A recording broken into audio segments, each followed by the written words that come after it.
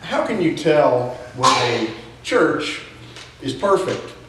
We are people who want proof. Is there proof that the church has become perfect? Well, here's some thoughts. When you hear these words, hey, it's my turn to sit in the front pew. I was so engrossed in your sermon, I never realized it went 25 minutes overtime. Personally, I find Bible study more enjoyable than golf. I dearly want to be the teacher of the junior high Sunday school class. Oh, here's a good one. I love it when we sing hymns I've never heard before.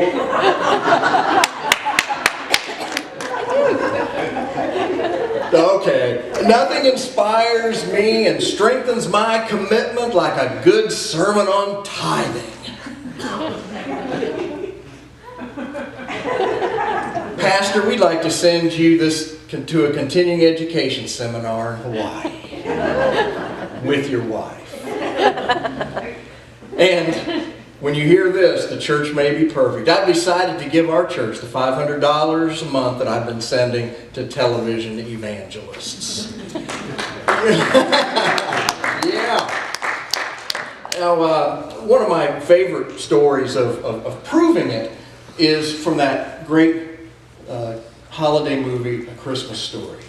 And it's that scene where the group of boys are walking to school one morning and Schwartz is arguing with Flick about how his dad told him that if you stuck your tongue on a flagpole, that it would stay there. And they're arguing and Flick's saying, no, it's not true, it's not true. And so Schwartz, they get to school and he says, okay, prove it. If you believe it's not true, prove it. And he says, I dare you. I double dare you. I double dog dare you. And then in a breach of daring etiquette, he says, I triple dog dare. And at that point, Flick had no choice but to stick his tongue on that flagpole, and he proved it to be true. You know, it's not just Flick and it's not just these movies, but, you know, if we're walking along and we see a sign that says wet paint, what's our first desire? Prove it. Prove it. Or if you go to a store and you see a sign that says closed on the door, what do we have to do? Try just to make sure it's really locked and they're really closed. You know, many of us have that friend or relative on a more serious note who has a destructive habit, and they say, well, I can quit anytime I want to which we reply, then prove it. Prove it. Or we'll run into that person occasionally who will say, you really believe there's a God and you believe in this God? Well, then prove it. And let's be honest, it's a little bit difficult to produce the Lord and have them shake hands. In Hebrews 11, chapter 1, it says, chapter 11, verse 1, it says, that faith is confidence in what we hope for and assurance about what we do not see. And so a lot of folks take that to mean that faith is always blind. It means that we convince ourselves that something is true even when we can't see, hear, taste, touch, or smell it. But that's not the entire picture of faith. Because in James chapter 2, it also says that faith without works is dead. And James goes on to say, show me your faith without any accompanying actions. Go ahead, show me. And I will show you my faith by my works and my actions. In other words, James says, I'll prove that I have faith. I'll prove that I really do trust Jesus by the way I live my life.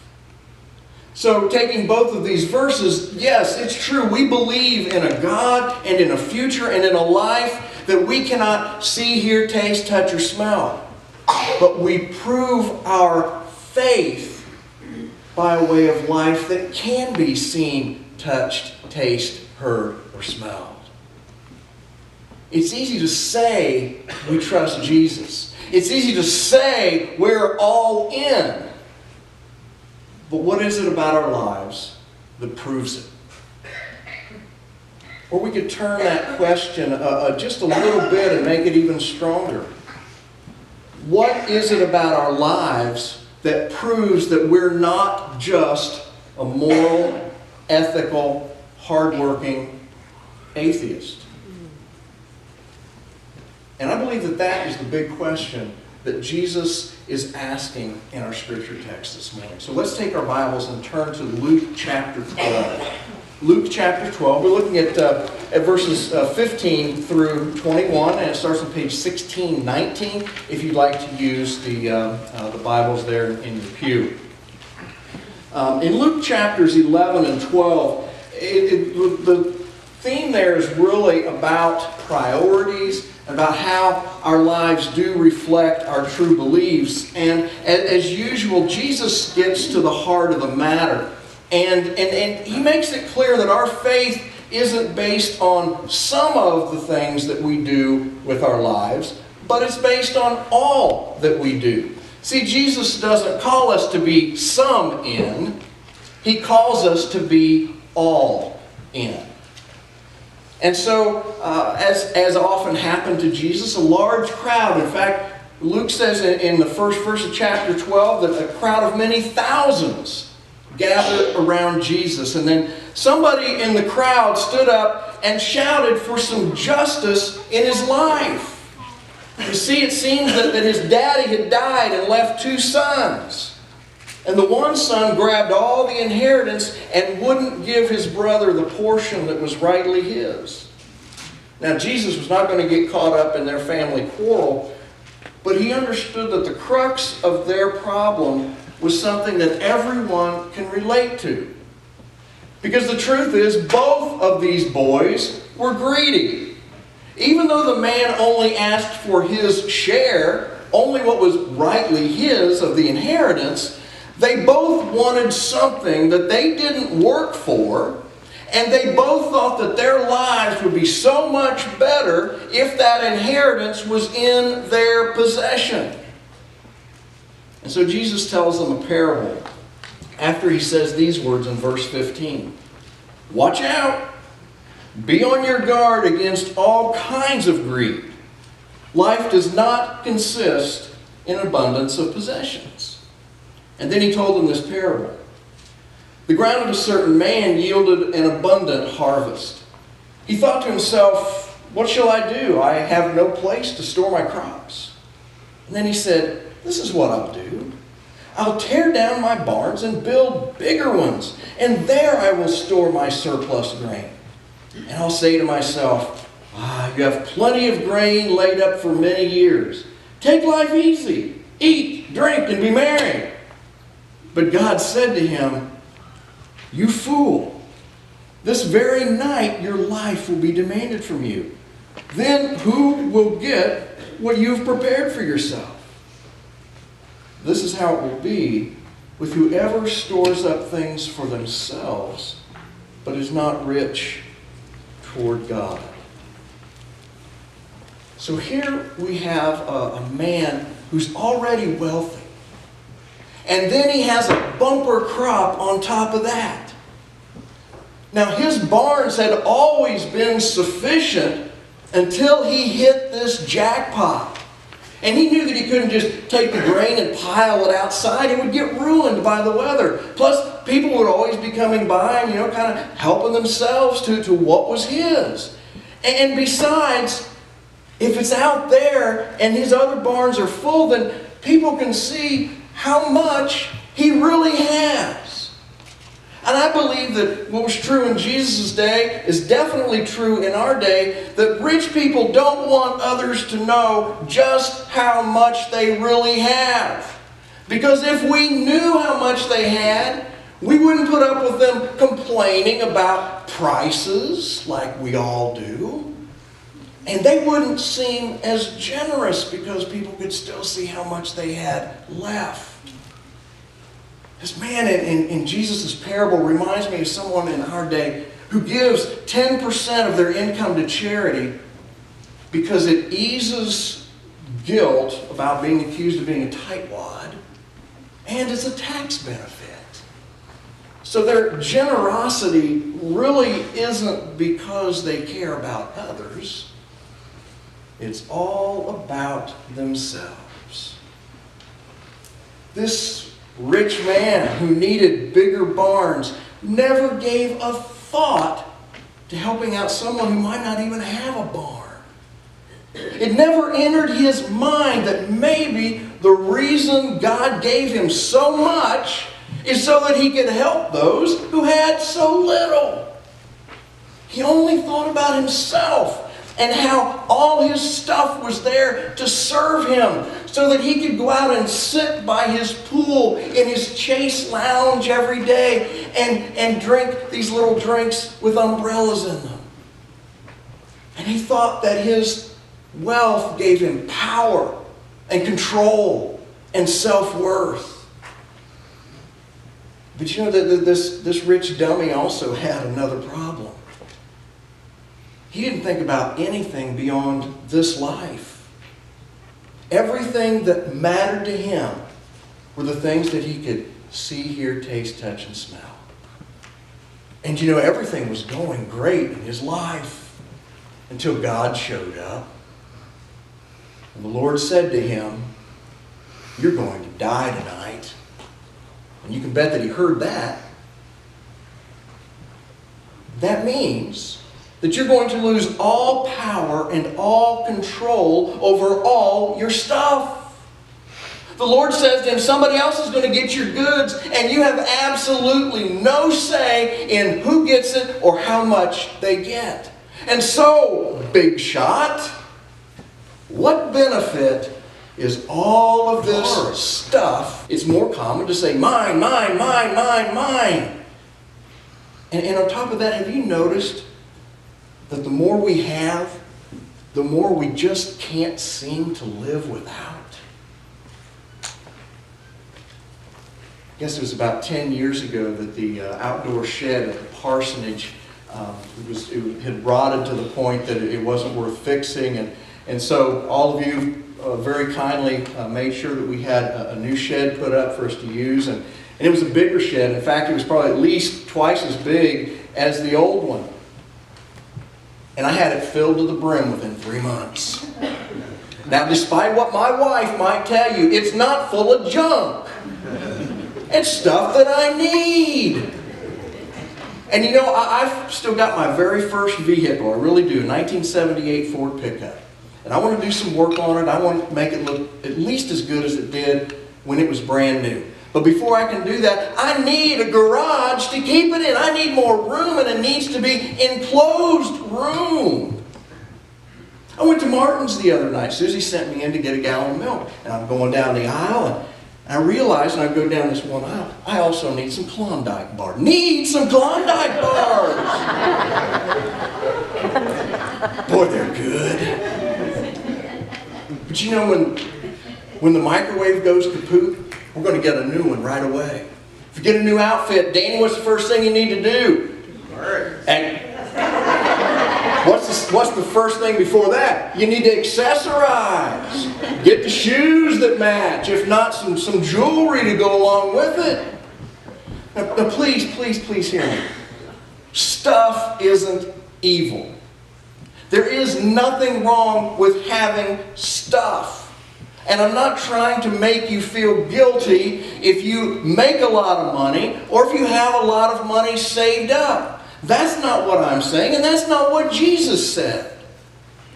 These two brothers were fighting over the inheritance, and the rich man in this parable all had the wrong attitude toward their stuff. Their money and their goods were their gods. Those things were the top priorities in their lives. They had a lot, but the problem was they weren't going to give a lot. So they spent their money and their energy and their time collecting more and more for their own pleasure. And ultimately, what was that stuff worth? Did it enhance their faith? Did it deepen their relationship with God? Did it prepare them to die? Bible also has a story of a rich young man who came up to Jesus, and he told Jesus what a good and godly man he was. And Jesus said, prove it. Sell your possessions and give them to the poor. So we're going to watch a short video. It's set in modern times. And it depicts what might have happened after the rich man walked away.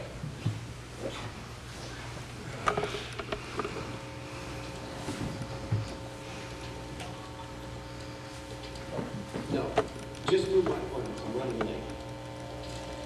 No, I'll explain it when I get there. Yeah, I'm frustrated. What else do you want me to say?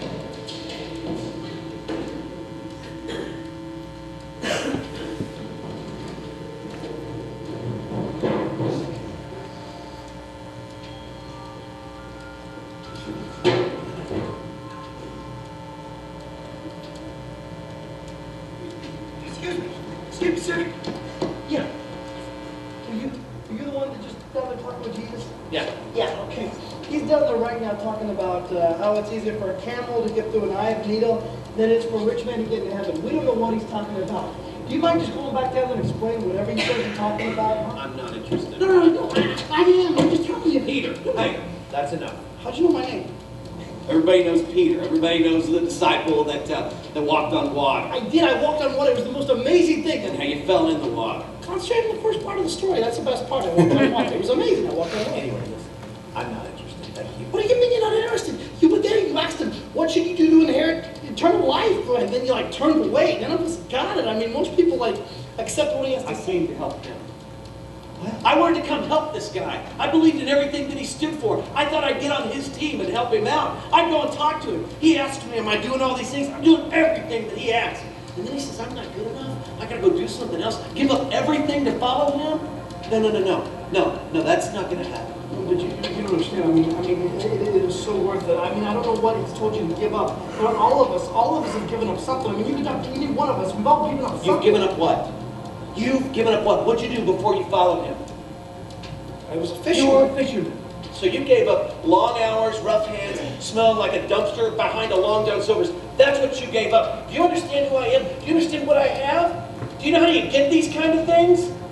Yeah, I understand that you look like you're a real important person and everything, okay? No, it's not about being important. I'm a good person. I'm a good man. Right. And I was going to help him. Right, the road to hell is Paid paved with good intentions. Yeah, I know it. I know it all. And he decides that he's going to make the rules. No. I'm the one who decides the terms. I'm the one who makes those kind of decisions. What's so valuable that you're holding on to? What is it? I mean, look, I don't know what he asked you, but I can tell you this, that's just Jesus. I mean, he looks into people's eyes and he knows what they got to give up. Everybody holds on to something. Come on, just come back with me, okay? We can work it out. We can talk this out. If you don't have a chance, how do any of us have a chance? Come on.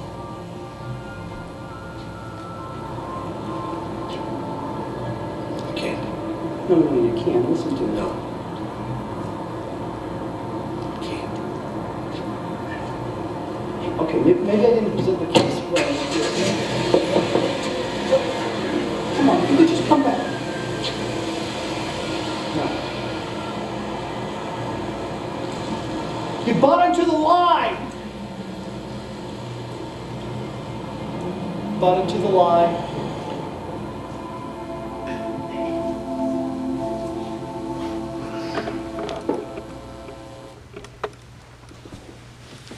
Jesus wanted the rich man to be all in. The rich man wanted to help Jesus without letting go of his stuff.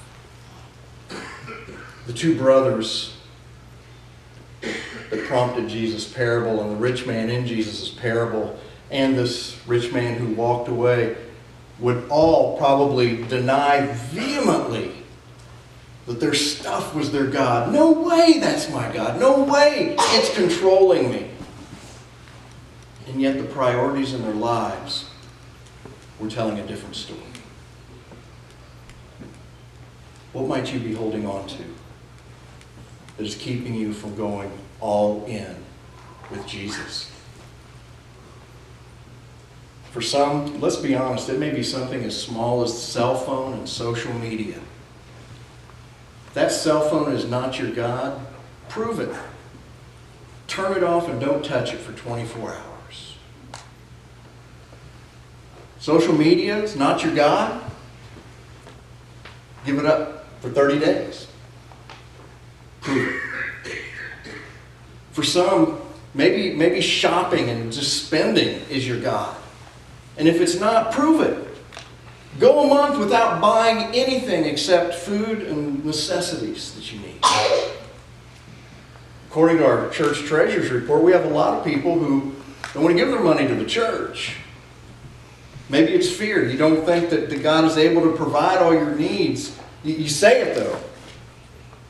So if you really believe that God is able to provide all of your needs, prove it. Give the first 10% of your income to the church just for the next 3 months and see what happens. I will be shocked if anybody goes belly up. Because what you find is that God is more faithful to provide than you ever imagined. Whatever it is in your life that is your top priority, if it isn't Jesus, then it's in the way of Jesus. Because one day, your life is going to be demanded from you. And is that stuff in your life that's keeping you from going all in with Jesus worth it? And if it's not worth it, don't just talk about it. Prove it. Father, we come before you this day as a people blessed with things. In this country, in this state, this area, we have blessings that 90% of the world has no clue about. And yet these blessings also can become a curse for us. And we justify them, make excuses. I know exactly why I need, a big garage. I'm not sure that that's justified in your eyes, though. Lord, we're talking about being all in. That's what you call us to. It ain't easy. But it's doable. You won't ask us to do something that can't be done. We're going to need your help. But with you, we can do it. So Lord, please open our eyes to see exactly what it may be. Big, small, something material, something time-related. Maybe it is our finances. Whatever it is, Lord, show us clearly. And then give us the strength, the courage, and the faith to take it out of that top spot and put you there.